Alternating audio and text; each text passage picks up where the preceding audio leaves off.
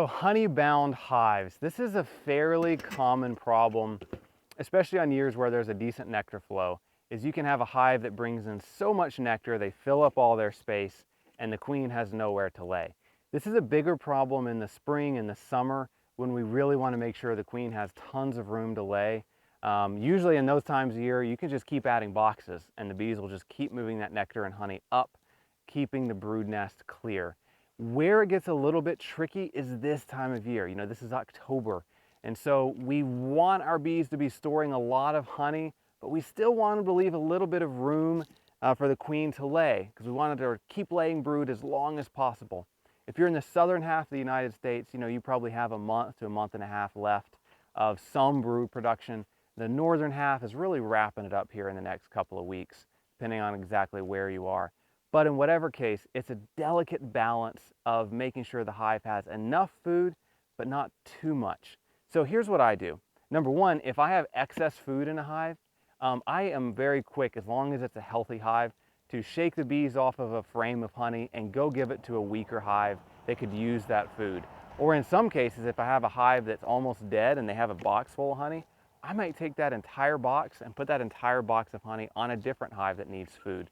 So you can move honey around between hives as long as it's coming from a healthy hive. And really by that, I just mean you don't want a hive that had foul brood everywhere and you don't want to transfer that foul brood. So as long as you didn't have a foul brood problem, it's fine to transfer honey around. But this is a good candidate of what I'm talking about. So this hive, we've got 2 deep boxes and a medium box. This top deep box is completely full of capped honey.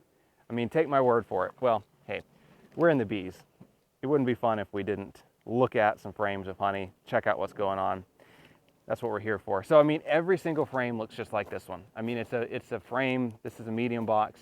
Every frame is completely full of capped honey. Both sides, absolutely beautiful. This is what we want to see this time of year. They've done a great job. We had some of Stan's soft sugar bricks on this hive and pollen patties, and the bees in this yard have just done phenomenally well, thanks to Shannon and thanks to the sugar bricks, the pollen patties, and mite treatment. Every hive in this yard is just essentially, except for the one I showed you earlier, is bursting at the seams. So they've done a great job. That top box is completely full. When I look at this bottom box, it's pretty full as well. When I lift up on it, when I look at the second box, it's probably got another 30 pounds of honey in it. And so I'm going to dive down into the brood nest to see what I can see. So this is really, wow. So this is one of our golden Cordovan hives. Check out that brood. Kind of crazy for April. I mean, sorry, it wouldn't be crazy for April. It's kind of crazy for October. So beautiful, beautiful brood. Completely just a great brood pattern. This side, you can see we've got a little bit of honey around the edges, a ton of brood in the middle. So even though they've got a lot of honey up in that second box, the bees are still able to keep enough space clear in the brood box to continue rearing brood. Now this is what I'm looking for. Well, first of all, there's the queen. There's our golden Cordovan queen right there. You can see it, she's kind of pretty light in color. So there she is, she's happy and still laying. But one of the key signs for me to see if a hive is honey bound or not is there open space where the queen is laying? So if you take a look at this frame, you've got capped brood, you've got all this open space, and the queen's actually actively laying in it right now. And I've got multiple frames in the hive like this, where again, some honey on the outside edge, capped brood, open space in the middle. So the bees are not backfilling all this open space in the brood nest with honey.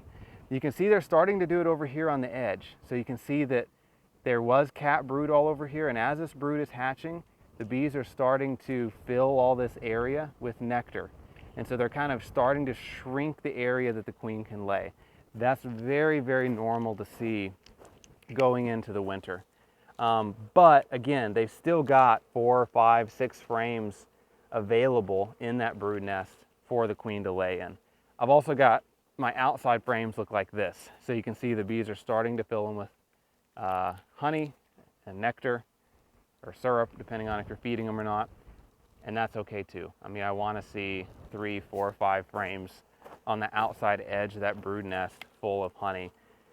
And those inside frames are still reserved for brood rearing. So if you're going through a hive and they are totally backfilling the whole brood nest area, that's when you definitely want to stop feeding or pull some frames of honey out and give them to weaker hives and put some empty frames in the middle so that they can keep rearing that brood.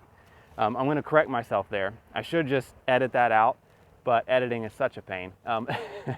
If you put deep frames of comb back in the hive, you want to put it on the outside edges of the brood nest. So, for example, I'm going to show you on a medium box, because I can tip it up on edge. So, if these middle 3 frames were my brood nest area, and one of them I wanted to pull out because they were filling it completely full of honey. Let's say I pulled this frame out, it was full of honey, I gave it to another hive, and then I brought an empty frame back. I would want to put it on, I wouldn't put it between these 2 frames of brood because I'd never want to break up my brood nest. I would put it on the outside edge of where my brood is. So the principle is you never want to separate your brood. You can put those empty frames on the outside edge of where your brood is, and then the queen can move to them and lay there. So, but overall, the key is that if you've got a hive that has an excess of honey, you can move that honey around to other hives. But in this case, this hive is exactly what I want to see, which is they still have room available in the brood nest for the queen to lay, but they have a very healthy amount of honey to survive the winter months.